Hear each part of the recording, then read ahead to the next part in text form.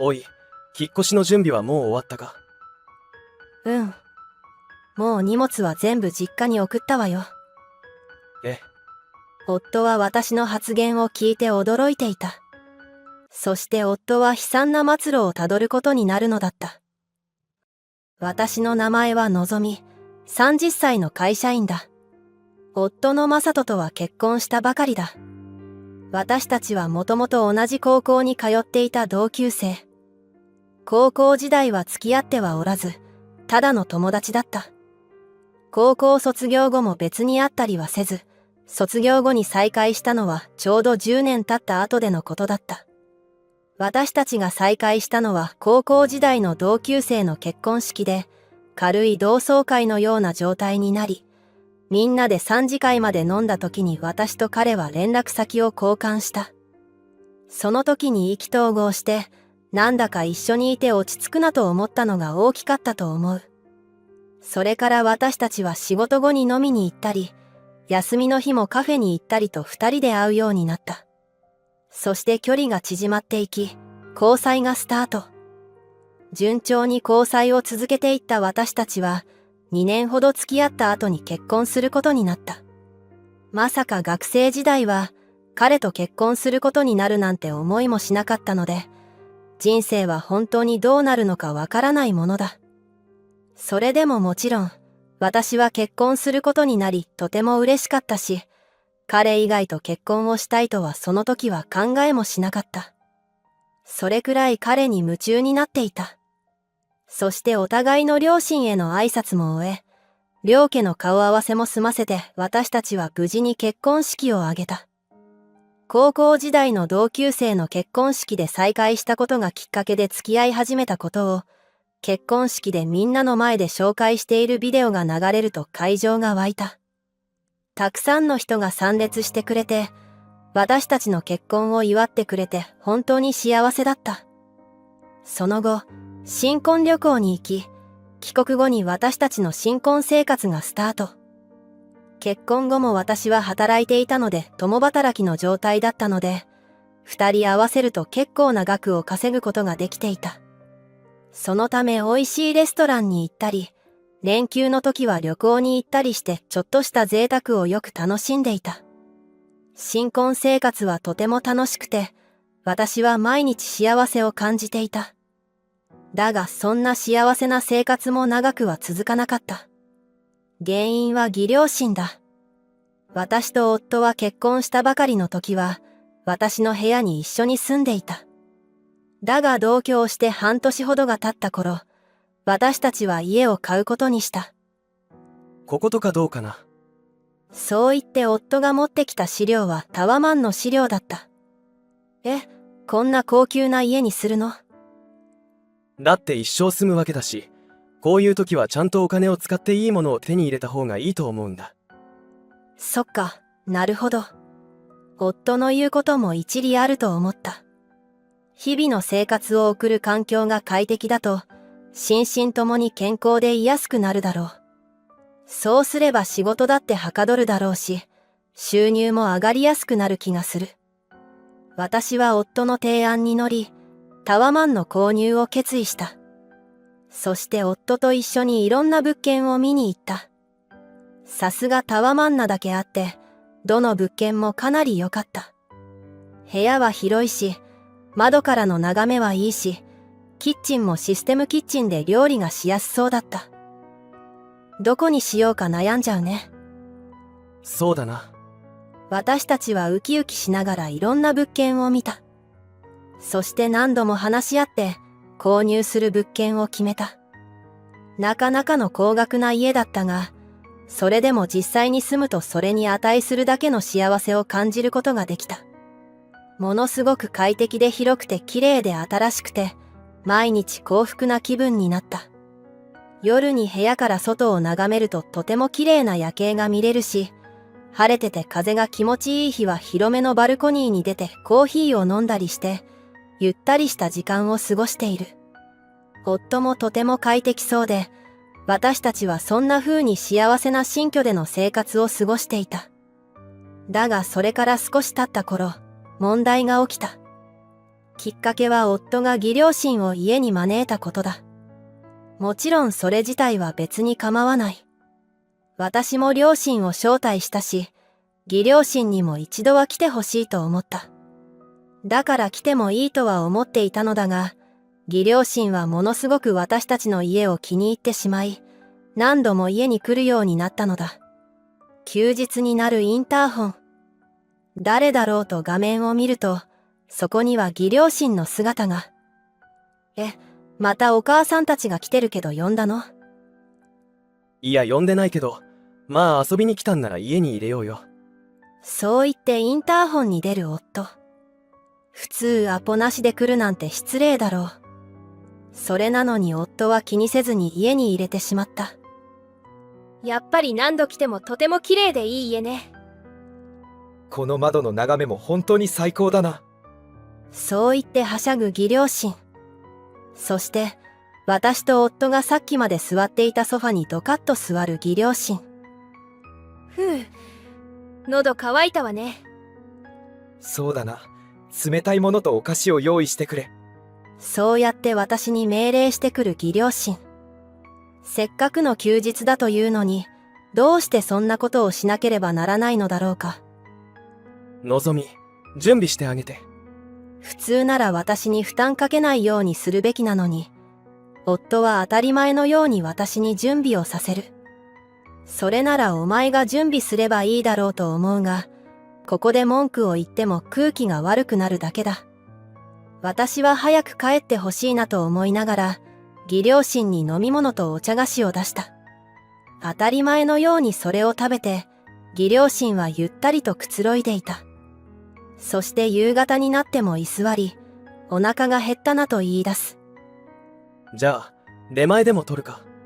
そう言って電話をして寿司の出前を頼み始めた夫。じゃあのぞみ、お酒買ってきて。私が今から。俺は母さんたちとここにいるから。それとも俺に行かせる気なの？いや、私が行ってくるわ。夫にそうやって勝手に決められるのも腹が立ったし、そもそも義両親が遠慮なく居座るのも腹が立った。だが夫が買い物に行って、義両親と私だけにされるのはもっと嫌だった。そのため私は不服ながらも、お酒を買いにスーパーへ行った。帰ってくると、夫と義両親は居間で和気あいあいと楽しそうに話している。頻繁に来なければ微笑ましい光景だが、毎月何回もこうやって来られるので、私にとっては笑っているのを見てるだけで嫌な気分になる。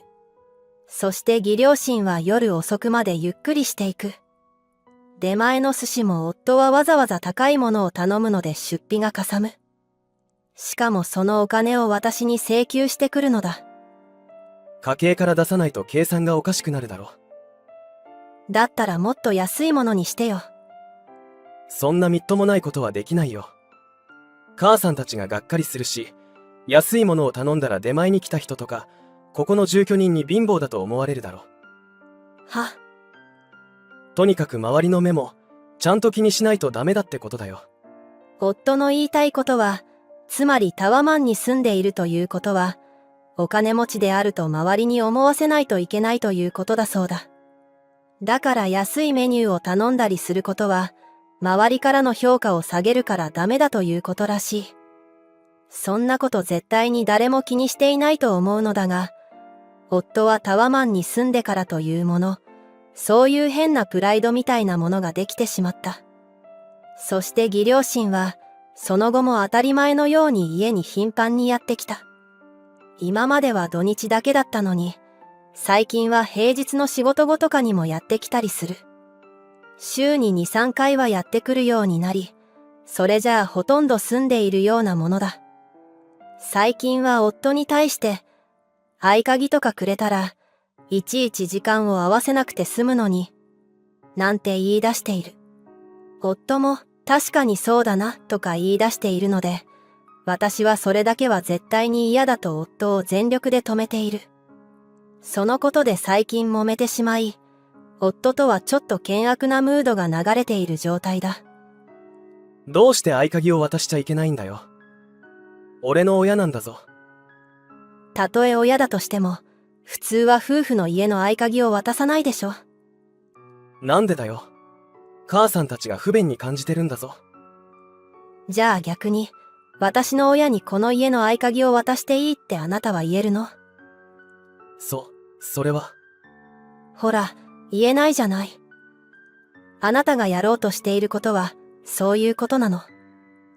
客観的になったら普通じゃないことだってわかるでしょ。うるさい。俺に説教をするな。お前はいちいちめんどくさいんだよ。めんどくさいって何よ。俺は母さんたちが不便だって言って、合鍵を欲しがってるから渡そうとしただけだろ。いちいち理屈こねて否定してくんなよな。何よ、その言い方。お前こそきつい言い方をするな。俺は親孝行をしてるだけだ。それを邪魔しないでくれ。夫はそうやって怒り、私たちはそれからしばらく会話をしなくなった。だが私は間違ったことは言っていない。むしろ逆ギレしてきた夫が悪いと思う。それでも夫は謝ってこようとしないし、しかもそんな状況でも義両親を普通に家に招いている。私はもう義両親と関わるのが嫌で、夫が勝手に義両親を連れてきた時は外に出かけるようになった。それについても夫はぐちぐち言ってきた。おい、俺の親が来ている時に出かけるのは失礼だろ。別に私までいる必要ないでしょ。だらだらとくつろいで話してるだけなんだし。そりゃ家に遊びに来てるんだから、くつろぐのがメインだろうが。お前には母さんたちに飲み物やお茶菓子を出す役割があるだろ。あんなに頻繁に来てるんだから、もてなすなんてことしなくていいでしょ。自分たちで用意しなさいよ。だいたい、私を何だと思ってるの？家政婦のように使おうとしてどういうつもり？そういうわけじゃないだろ。ただ母さんたちの言うように、嫁としてそういうことをするのは当たり前なわけで。お母さんたちの当たり前で物を喋らないで。私も働いているんだから、家事はお互いが分担するものでしょ。それなのに、あなたが料理ができないって言うから、私が毎日の料理を作ってるんじゃない。それに結婚当初はあなたが掃除や洗濯をしてくれる予定だったのに、いつの間にか私がやるようになってるし。あなたの中で、私の扱いがどんどん雑になってるのを感じるわ。別にそういうわけじゃ。でも変なプライドを持つようになったじゃない。どうせタワマンに住んでる男は家事はやらないとか、そういう変なカッコつけをしてるんでしょ。かっこつけって。夫は図星なのか言葉を濁していた。そんな感じで私たちの関係はかなりギクシャクし始めていた。そしてそんな中、夫はありえない行動に出たのだ。ある日、私が仕事から帰ると義両親が家にいた。のぞみさん、ようやく帰ってきたの？お母さんたちどうされたんですか？マサトと大事な話をしていたんだ。本当なら君にも話そうと思っていたのに、どこで油を売ってたんだか。大事な話。すみません。残業だったもので。それで大事な話とは何でしょうか？私たち、この家に引っ越してくるから。は、母さんたちと話し合って決めたんだ。お前が合鍵を渡すのを嫌がってただろ。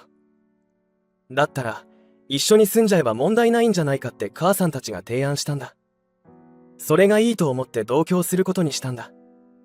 部屋も空いてるしな。そんな。どうしてそんなことを勝手に決めるのよ。だからさっき話し合ったって言っただろ。話し合いの場にいないお前が悪いんだよ。そうよ、あなたの責任よ。いやいや、だったら前もって教えてくれないと困ります。それに同居なんて私認めませんから。私がそう言うと義両親は険しい顔をした。どうして嫁にそんなことを言われなきゃいけないんだ。そうよ、そもそもマサトのおかげでこんないい家に住めてるくせに生意気よ。私は義両親の言っていることの意味がわからなかった。本当にすぐにのぞみは調子に乗るからな。こんな嫁を持って苦労するよ。夫までそんなことを言ってきた。話の流れでなんとなく意味が分かってきた。夫はどうやらこのマンションを自分が買ったことにしているらしい。実際は私名義で私が8割ほどローンを負担しているというのが現状なのに。いや、現在は夫は全然家にお金を入れていないので、私が全部負担している状態だ。そして夫は調子に乗り、こんなことを言ってきた。あんまり反抗的な態度を取るなら離婚するぞ。あらら、この家から追い出されちゃうわね。裕福な暮らしをしたいならマサトに逆らわない方がいいぞ。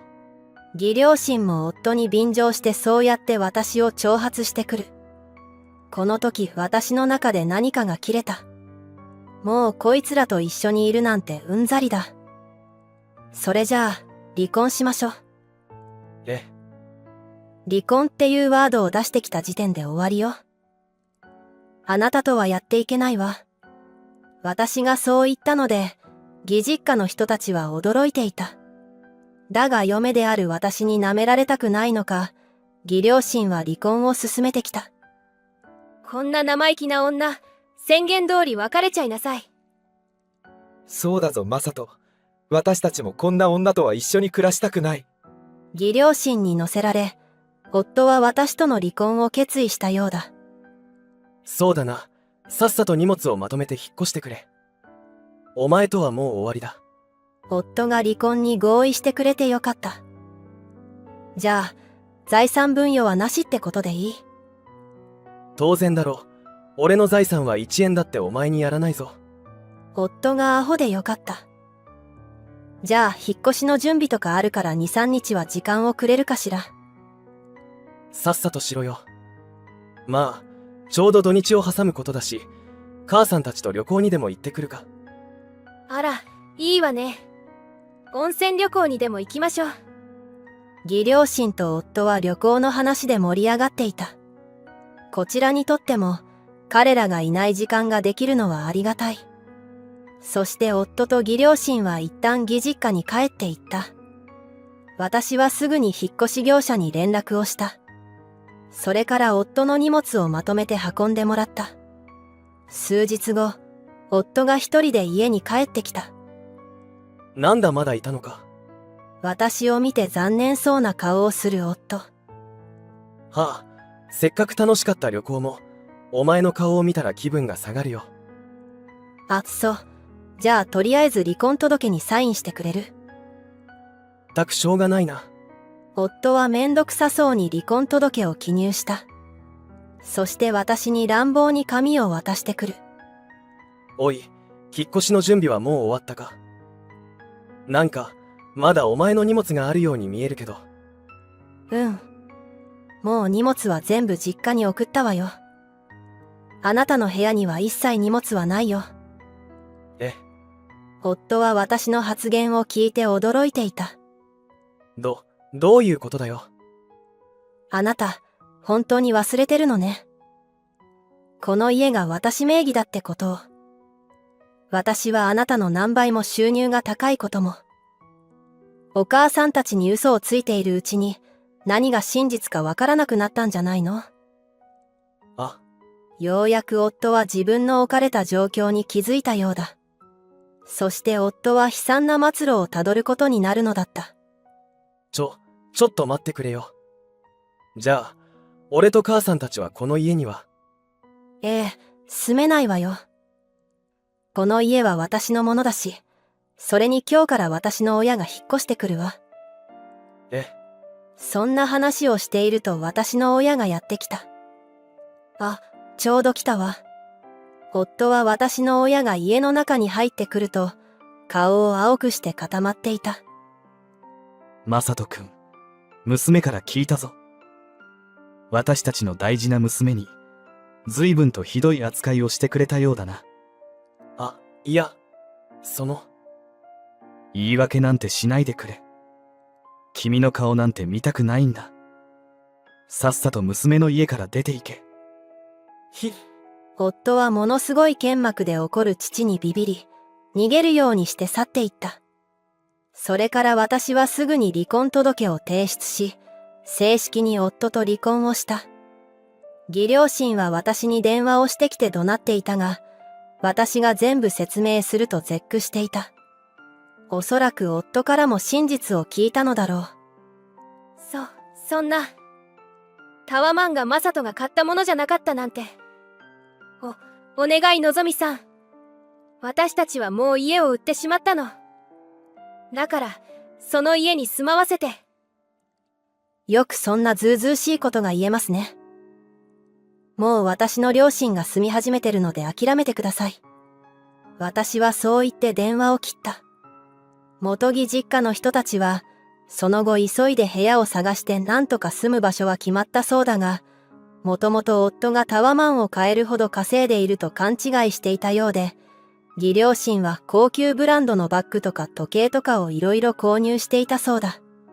今はその支払いに追われ、かなり貧しい生活を強いられている状態なんだとか。一方、私は相変わらず仕事に打ち込み結果を出している。母が家事をしてくれるので、その分仕事に集中ができているので本当にありがたい。貯金もしつつ、快適なタワマンで家族仲良く暮らせて幸せな日々を送れている。結婚には失敗してしまったが、仕事ではさらに成功を目指していこうと思う。結婚式を無事に終えると、私たちは披露宴会場へと向かった。だがここで思わぬ問題が発生した。夫の席はあるのに、私の席だけなかったのだ。何度席次表を確認しても、私の名前が見当たらない。式場のスタッフに確認してもらったが、私の席はないとのことだった。何かの手違いだと思うのですが、困っているとゆかさんがこちらにやってきた。どうしたんですか？あ、ゆかさん、ちょうどよかった。私の席が席次表になくて困ってたの。するとゆかさんは半笑いの状態でこう言った。手違いではないですよ。あなたの席を用意するのをやめたんです。私の名前はのぞみ、34歳の主婦。夫のあきらとは結婚してかれこれ7年目になる。そして昨年女の子の赤ちゃんを出産した。待望の我が子だ。出産する前も後も初めてのことでいろいろと大変なのだが、我が子の笑顔に毎日癒されている。夫も娘を溺愛していて、以前より早く帰宅してくれるようになった。そして育児にも協力的で本当に助かっている。そんなある日、インターホンが鳴る。マサト、また来たの？姉ちゃん、疲れてないかなって思って。それに姪っ子にも会いたいし。そう言って頻繁に我が家にやってくるのは、弟のマサトだ。マサトと私は5歳、年が離れている。私たちにはもう両親がいなく、親戚とも疎遠の状態だ。だから身内と呼べる存在はお互いしかいない。そういう経緯もあって、弟は頻繁に顔を出してくれるのだろう。私たちの両親は早くに離婚した。父は昔から酒癖が悪く、ひどい時は母によく手を出していた。これ以上一緒にいたら、子供たちにまで被害が出そうだと判断した母は離婚を決意し、仕事を朝晩と2つ掛け持ちをして、必死で私たちを養ってくれた。しかし無理がたたったのか5年ほど前に、癌で亡くなってしまった。結婚式でウェディングドレス姿を見せることができたことは、本当に良かったと思っている。できれば娘にも会わせたかったな。お母さんの分も精一杯生きると決め、毎日を大切に生きてきた私は、今とても幸せだ。随分と素敵なお洋服ね。だろ。やっぱり俺のセンスは最高だな。またそうやってすぐ調子に乗る。そういえば先週も来てたけど。あんた暇なの？たまには彼女の一人くらい連れてきなさいよ。私はほんの軽い気持ちで弟をいじったのだが、思いもよらない返事が返ってきた。そう。彼女ね。来週、連れてきてもいいかな。え、本気で言ってんの？うん。実は結婚を考えている人がいてさ。結婚？ほんの冗談のつもりだったので私はびっくりした。まさか弟からそんな報告を受けるなんて。今度の土曜日、連れてきてもいいかな。うん、もちろん。アキラの都合も聞いておく。弟が帰った後、私はとても感慨深くなった。仕事でほとんどいない母の代わりに、弟の面倒を見ていたからだ。姉というよりかは保護者に近い感覚がある。土曜日が楽しみのような、寂しいような不思議な感覚に襲われた。前日は緊張と興奮でほとんど眠ることができなかった。のぞみ、さっきからずっとそわそわしてるね。だってマサトが婚約者を連れてくるのよ。緊張して吐きそう。いつも通りでいいんじゃない。マサト君だって姉がそんなに緊張していると困るだろ。確かにそうね。いつも通りっていつも通りってどんなだったっけ？そんなこんなで会話をしているとインターホンが鳴った。私は一気に心拍数が上がる。ドアを開けると、弟の隣には綺麗な女性が立っていた。よ、姉ちゃん。いらっしゃい。あれ？姉ちゃん緊張してる。何言ってるのよ。全くもっていつも通りよ。弟とそんなやりとりをしていると、弟が連れてきた女性と目が合った。女性は丁寧に挨拶をしてきた。はじめまして。ゆかと言います。マサトの姉ののぞみです。玄関で軽く挨拶を交わした後、二人をリビングに案内する。リビングで待っていた夫が二人に挨拶をする。今、お茶入れるね。あ、お茶菓子持ってきたから、みんなで食べよあら、ありがとう。じゃあ一緒に用意するね。そして全員分のお茶とお菓子を用意し、話し始めた。ゆかさんはとても可愛くて綺麗で、お嬢様のような雰囲気があった。私と同じく緊張しているのか、終始キョロキョロしている。二人はどこで出会ったの？う。共通の知人がいてさ。とにかくマサトと性格がそっくりな人がいるから、一回会ってみてよってなってさ。初対面から意気投合しちゃってさ。そう言って照れくさそうにする弟とゆかさん。そんな二人を見て夫が、ってことはここにマサトが二人いるってことか、それは大変そうだな、と笑った。大変ってアキラさん。それはひどいですって。弟が慌ててツッコミを入れる。私は爆笑しゆかさんも笑っていた。夫のおかげでちょっとぎこちなかった空気が一気に和んだような気がする。そういえばゆかさんは何歳なの？今年で24歳になります。そうなんだ。私と弟は5歳離れているわけだから。ということは私とは10歳差か。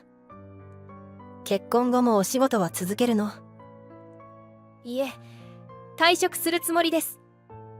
あら、そうなのね。もしやりたいことがあるのなら、マサトのために諦めるとかはしないでね。いえ、そういうことではなく、私は働く必要が特にないので。私の実家は裕福なので。ゆかさんは緊張が解けて素が出てきたのか、最初の印象とは変わってハキハキとした物言いで話し始めた。お姉さんも今、働いてないんですよね。ええ。子供が生まれてから退職したわ。会社に15年くらいいたから、ちょっと未練はあったかな。15年も。お姉さんって今、おいくつなんですか？ 34歳よ。それじゃあ、もしかして高卒ですか？素早く逆算したかと思うと、途端にゆかさんの表情が険しくなる。そうだけど。高卒なんですね。明らかにトーンダウンした。すると弟が慌ててフォローを入れた。姉ちゃんは俺のために高校を出てすぐ働き始めたんだ。母子家庭だったって話しただろ。俺の家は生活が苦しかったけど、姉ちゃんが大学に行かずに就職してくれたおかげで、俺は大学に行くことができたし、ちゃんと就職もできたんだよ。高卒だからって勉強せずにフラフラしていたわけじゃないよ。違うわ。私の周りに誰一人いなかったから驚いただけよ。弟が私をフォローしたばかりに、逆に気まずい空気が流れてしまった。私は慌てて、そうよね。なかなかこんな家庭環境も珍しいわよね。と言った。ゆかさんも、なんだかすみません。と言った。弟は、そっか。それならいいんだと納得してくれたようだ。私は話題を変えようと、ゆかさんのお父さんはどんな仕事をされてるの？と聞いた。私の父は〇〇会社の社長です。ゆかさんは自慢げにそう語った。あれ？その会社って。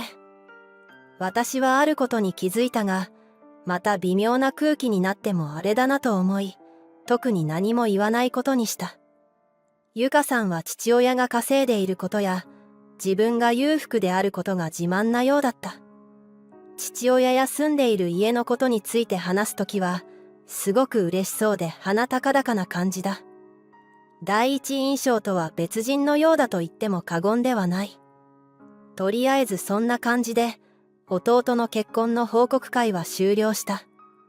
私は弟とゆかさんを見送った後、すぐにソファーにもたれかかった。疲れた。お疲れ様。コーヒーでも入れようか。娘を抱っこしてあやしながら夫がそう言ってくれた。ありがとう。でもマサトくん、大丈夫かな？娘をベビーベッドに移しながら夫が言う。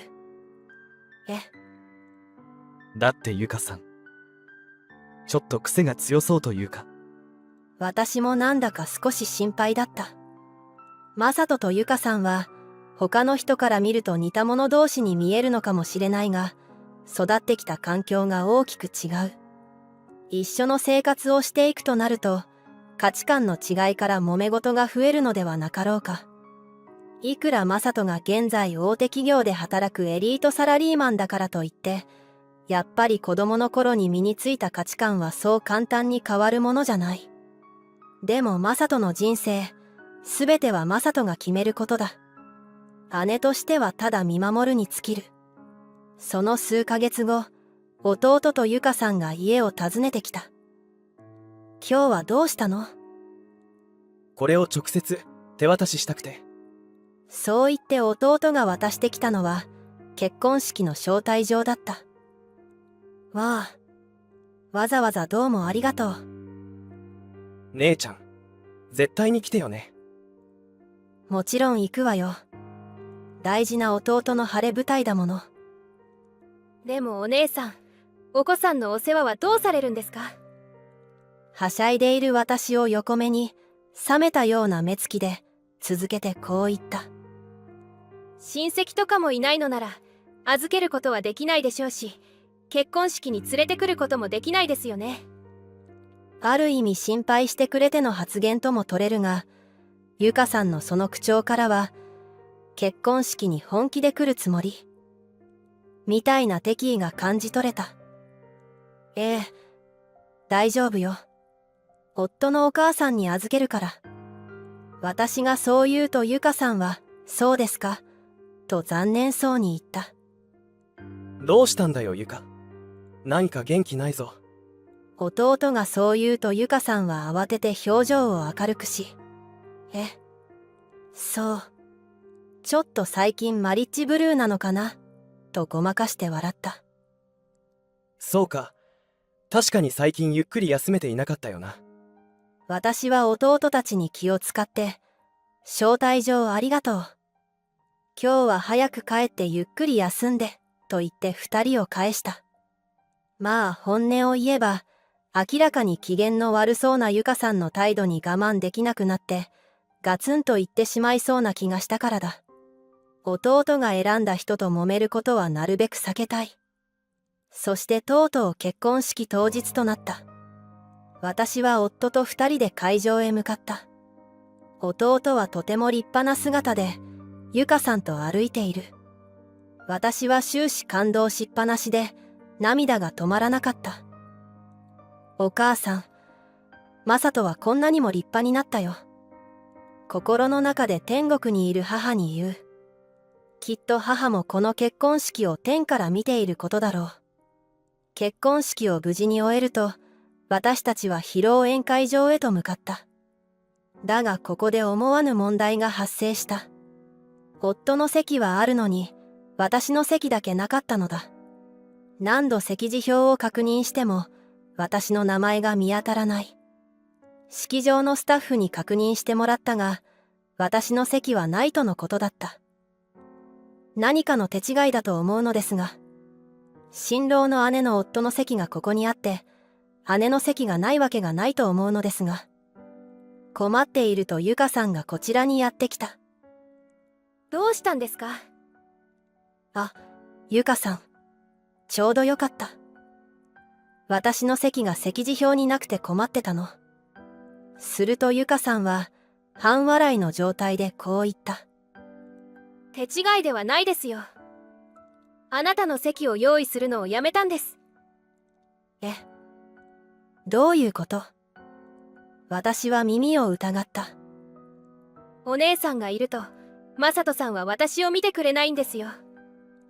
いつもお姉さん、お姉さん、そればかりで。私たちの大切なお金もそちらに回してるようですし。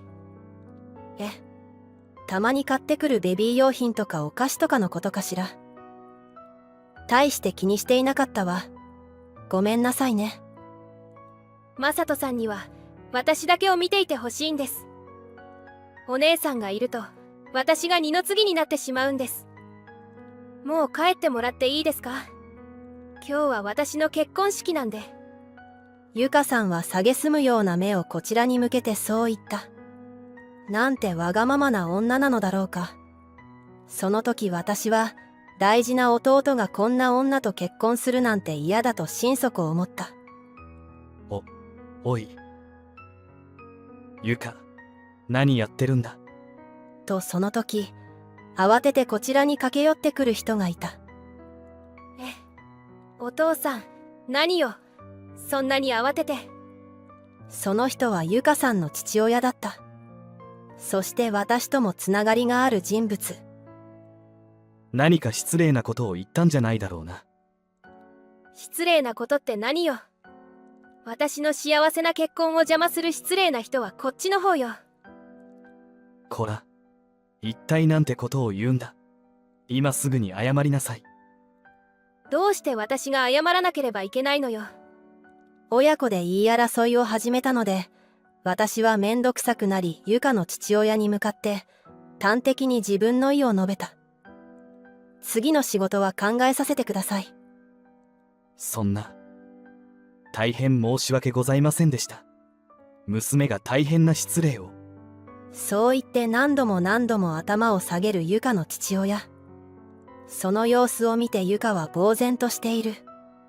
実は私は知る人ぞ知るインフルエンサーだ。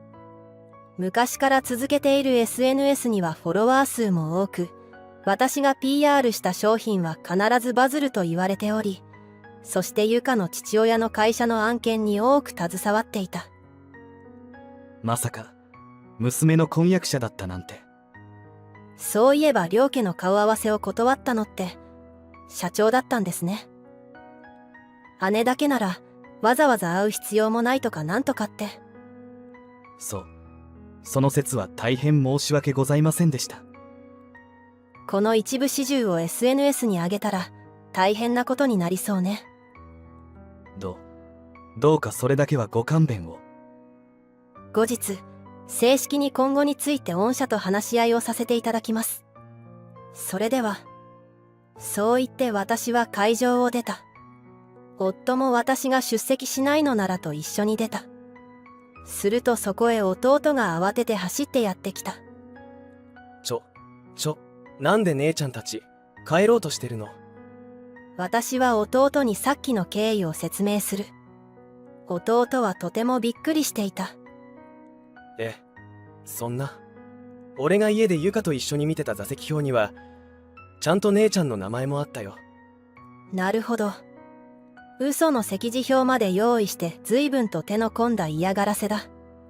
弟は一部始終を聞くと真っ赤な顔をして披露宴会場に戻っていった。その後のことは後日弟から聞いたのだが、どうやら弟は俺の大切な家族を傷つけるような人と結婚はできないと言って婚約破棄を申し出たようだ。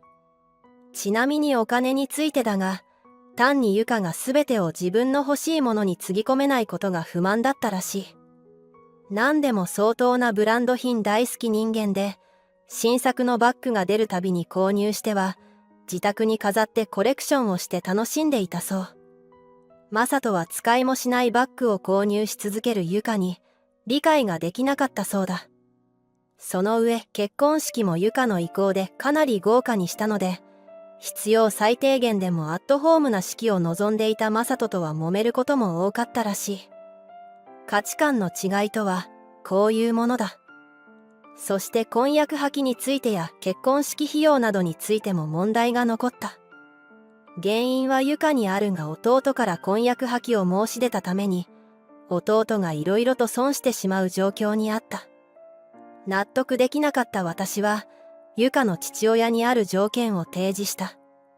結婚式にかかった費用をそちらが全額負担し、さらに婚約破棄による慰謝料を弟に払うと約束してくれれば、御社との仕事はこれからも続けるという条件だ。ユカの父親は承知しましたと二つ返事で条件を飲んでくれた。ユカは納得がいかなそうにしていたが、すべては自業自得だろう。弟は一切損をすることもなく、罰印がつくこともなく、これで無事にユカと別れることができた。一方、私は約束通り仕事は続けている。だが、誰が見ているかはわからないものだ。事の顛末が第三者によって SNS で広がり、ちょっとしたニュースになった。その結果、ユカの父親は責任を取るという形で社長を退任することになった。